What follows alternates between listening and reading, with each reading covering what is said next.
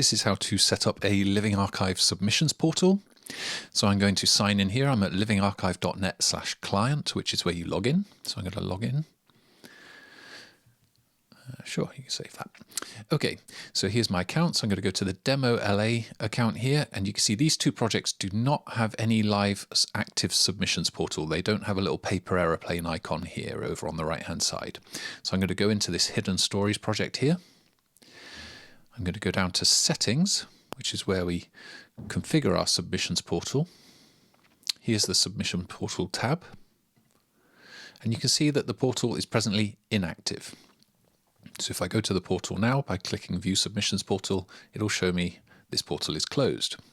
Okay, so I'm going to complete the form. In order to open up a portal, you need to complete every field in this form, and they're all highlighted red to show you that you need to complete them.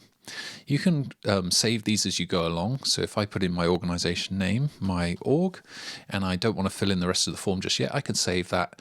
And the portal, I can't activate the portal because I need to complete all the form fields, but I've saved what I've put in there. So you can come back and fill this in from time to time. Okay, about the portal, I'll just put in some blah, blah, blah. What info should people provide? They should provide their location and what the media is. Contact telephone, I'll just put a random sequence of numbers here. Contact email is my email at gmail.com. Now the contact page should be your URL, so https://livingarchive.net is my organization URL.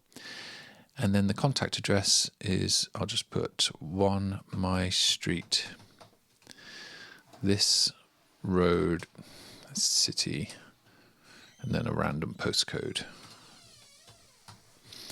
Okay, so these privacy policy fields are going to appear on your privacy policy document in the submissions portal. So let me save this. So we've filled in all our form fields, we've saved it, now we've got to activate our portal. So I'm going to activate the submissions portal here.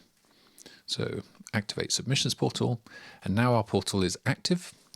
And when I go view submissions portal, there's our submissions portal, and it's active. We can see, I should have put in a better description, but blah, blah, blah. If I go to add file, just choose a random screenshot here. When I go to add data, we see there's the location, what media is this? I entered that to ask for specific information. And we can see the privacy policy down here.